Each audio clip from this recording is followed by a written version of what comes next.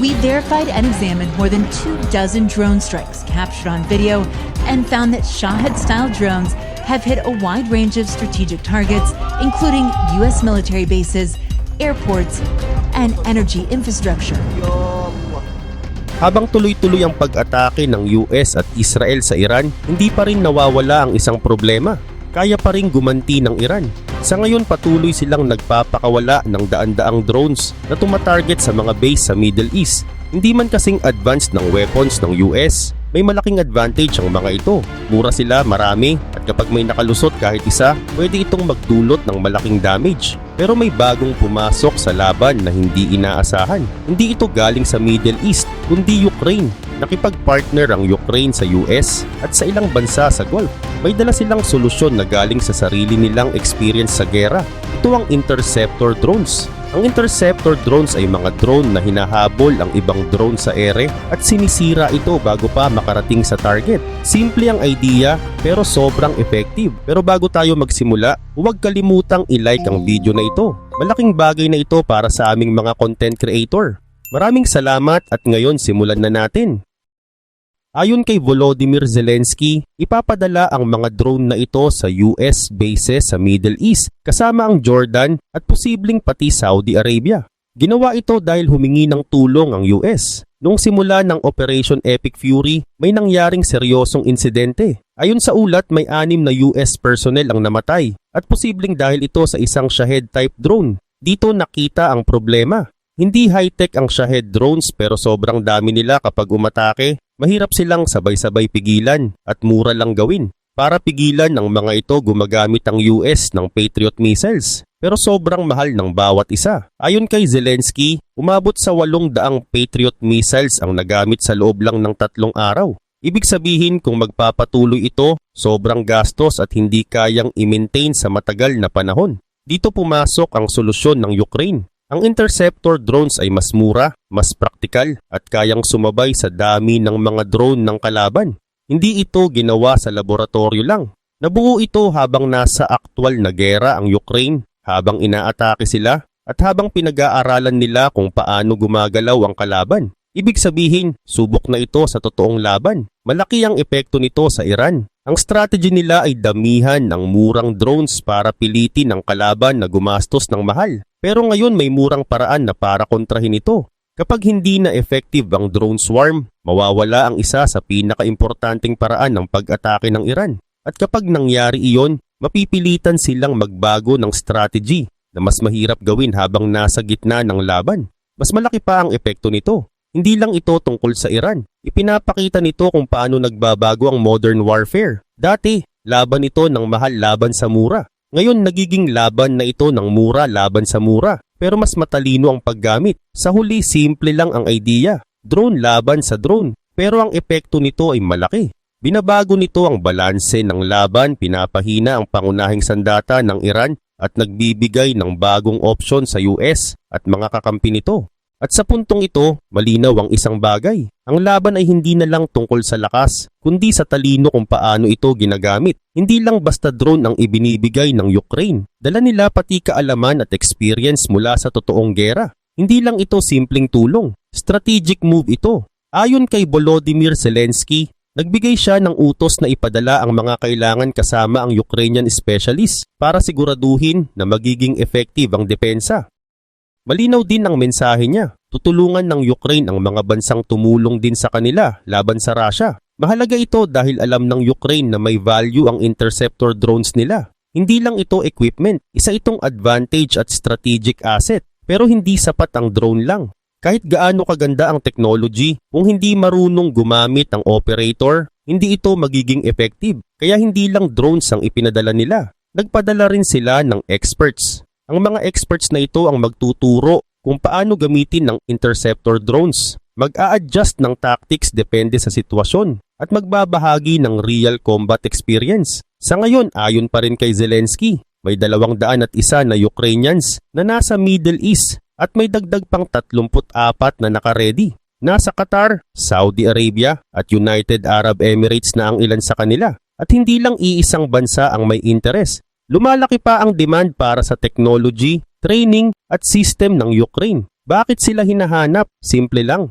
May experience sila. Ilang taon na nilang hinaharap ang Shahed drones. At ang mga drones na ginagamit ng Iran ngayon, yun din ang ginagamit ng Russia laban sa Ukraine. Ayon sa ulat, nagsimula ang Iran magbigay ng Shahed drones sa Russia matapos ang invasion.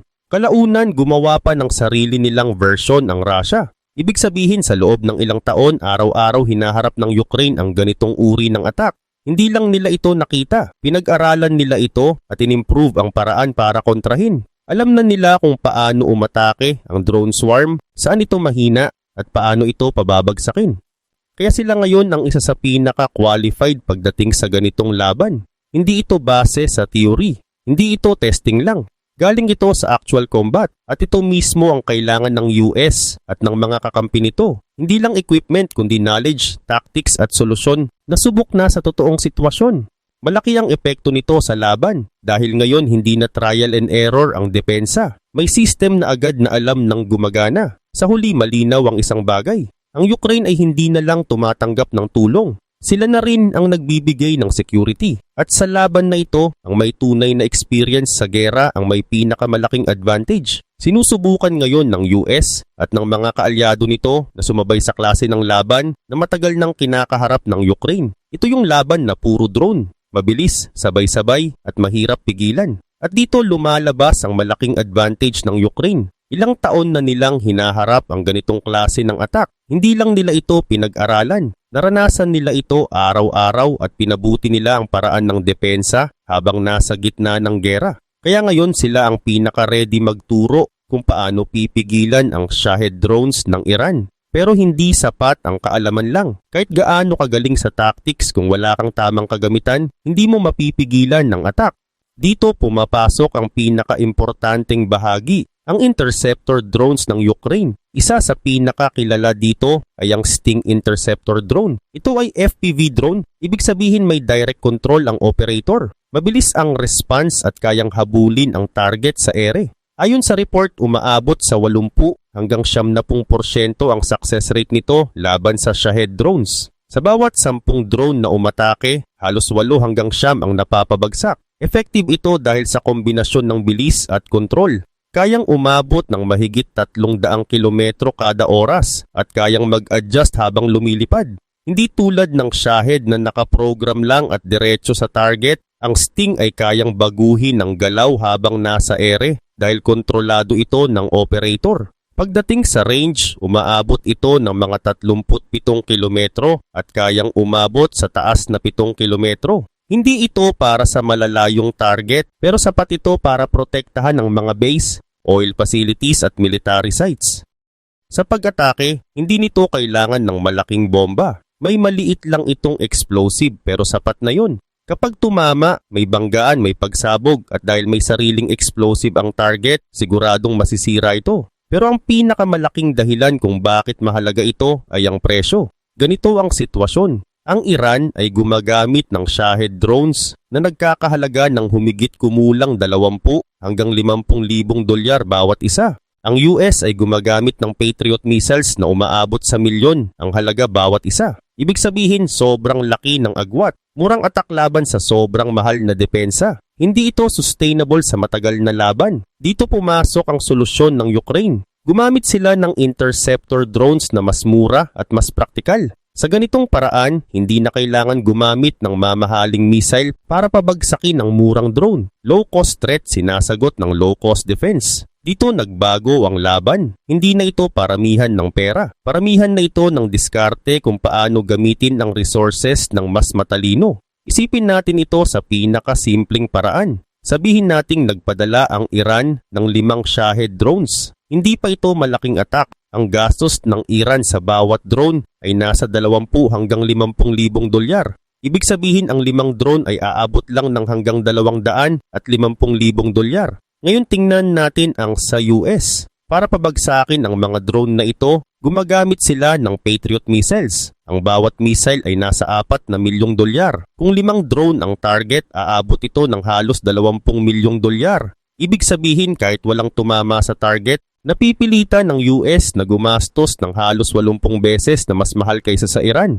Ito ang tunay na strategy ng Iran. Hindi nila kailangan maging perpekto. Ang mahalaga ay makapagpadala sila ng makapagpadala at pilitin ang kalaban na gumastos ng gumastos. Dito nagkakaroon ng problema ang US. Hindi unlimited ang resources nila. Sa unang 3 araw pa lang ng laban, umabot na sa 800 Patriot missiles ang nagamit. Ibig sabihin, nasa 3.2 bilyong dolyar agad ang nagastos. At habang tumatagal ang laban, lalo pang lalaki ang gastos. Hindi ito kayang gawin ng matagal. Kahit gaano kalakas ang isang bansa, kung ganito ang sistema ng depensa, mabilis mauubos ang pera at kagamitan. Dito papasok ang Sting Interceptor drone. Ito ang nagpapabago sa sitwasyon. Ang presyo nito ay nasa 1,000 hanggang 2,000 dolyar lang. Ngayon balikan natin ang parehong example. 5 drone ng Iran na nagkakahalaga ng hanggang 200 at 50,000 dolyar. Kung Patriot ang gagamitin, aabot ng 20 milyong dolyar ang gastos ng US. Pero kung Sting ang gagamitin, aabot lang ito ng mga 5 hanggang 10,000 dolyar. Biglang nabaliktad ang laban. Mas mura na para sa US ang depensa at mas nagiging mahal para sa Iran ang pag-atake. Dati mas lamang ang Iran sa gastos. Ngayon US na ang may advantage. Yung strategy ng Iran na padamihin ng drone ay hindi na ganoon kaepektibo kasi bawat drone nila ay mas madaling pabagsakin at hindi na sulit gamitin. Ang Sting ay kontrolado ng operator habang lumilipad. Nakikita niya ang target at kayang baguhin ang direksyon anumang oras. Kaya nitong habulin ng drone kahit gumagalaw at siguraduhin na tatama. Hindi tulad ng Shahed na nakaprogram lang at diretso sa target. Sa dulo, simple lang ang nangyari. Hindi tinapatan ang murang attack gamit ang mahal na depensa. Tinapatan ito ng mas mura pero mas maayos na solusyon. At dahil dito, unti-unting nawawala ang bisa ng isa sa pinaka-importanting strategy ng Iran sa laban. Hindi lang basta drone ng Sting. May kasama itong system na tumutulong para hindi mawala ang target habang nasa ere. Kaya nitong sundan ang Shahed habang lumilipad at hindi basta nawawala sa focus. Tuloy-tuloy ang habol hanggang makalapit. Kapag nasa tamang distansya na, pwede itong pasabugin sa eksaktong timing. Ibig sabihin, hindi kailangan tumama ng diretsyo para pabagsakin ng target. Pwede itong sumabog malapit sa drone at sapat na iyon para siguradong bumagsak. Ang resulta, pwedeng direct hit o pagsabog sa hangin pero pareho ang ending, hindi na makakarating ang Shahed sa target nito. Importante dito, hindi ito basta testing lang. Hindi ito theory o trial lang. Napatunayan na ito sa actual na laban. Sa performance, umaabot ito sa 80 to 90% na hit rate laban sa mga drone. At may mas malinaw pang basehan. Ayon sa United 24 Media, nasa 30% ng air defense skills ng Ukraine ay galing na mismo sa interceptor drones. Ibig sabihin, hindi lang ito dagdag na tool. Isa na ito sa pangunahing paraan ng depensa. At habang tumatagal, mas lalo pa itong lalakas. Habang dumadami ang ginagawa nilang drones, mas tataas pa ang bilang ng napapabagsak. Noong 2025, nakagawa ang Ukraine ng humigit kumulang 100,000 interceptor drones. At tandaan, hindi pa yun buong taon ginagamit sa full scale. Ngayon, mas lumaki pa ang production nila. Umaabot na sa 8 beses ang itinaas nito. Ibig sabihin kaya na nilang gumawa ng hanggang 800,000 drones bawat taon. Basta may sapat na budget. Dito nagsisimula ang problema ng Iran. Hindi na nila pwedeng isipin na mauubos din ang depensa ng kalaban. Dahil sa bilis ng production, halos tuloy-tuloy na ang supply. Ang dating strategy nila na magpadala ng maraming drone para mapagod ang kalaban ay hindi na ganoon kaepektibo. Sa halip na tumama sa target, karamihan sa mga drone ay napapabagsak na lang sa ere bago pa makarating. Pero may isang tanong dito. Kung bumaba na ng halos 95% ang drone launches ng Iran, bakit kailangan pa rin ng ganitong sistema? Totoo, bumaba ang bilang. Ayon kay Pete Hegseth, halos 95% ang ibinaba ng drone launches. Malaki ang epekto ng tuloy-tuloy na airstrikes ng US at Israel dahil tinamaan ang mga launch sites at nasira ang infrastructure. Pero hindi ibig sabihin nito na wala na silang kakayahan. Kahit kaunti na lang ang mailunsad, sapat pa rin iyon para makasira o makapatay. Isang drone lang na makalusot ay pwede nang magdulot ng malaking problema. Kaya kailangan pa rin ng Sting. Hindi ito kapalit ng airstrikes. Ito ang nagsisilbing huling depensa para siguraduhin na walang makakalusot. Sa dulo, pinagsama ang dalawang approach. Airstrikes para bawasan ang kakayahan ng kalaban at interceptor drones para siguradong walang makakarating sa target. At sa kombinasyon na iyon, halos wala nang natitirang paraan para makagawa ng effective na atake ang Iran. Dito nagiging malinaw kung bakit unti-unti nang nagiging one-sided ang laban.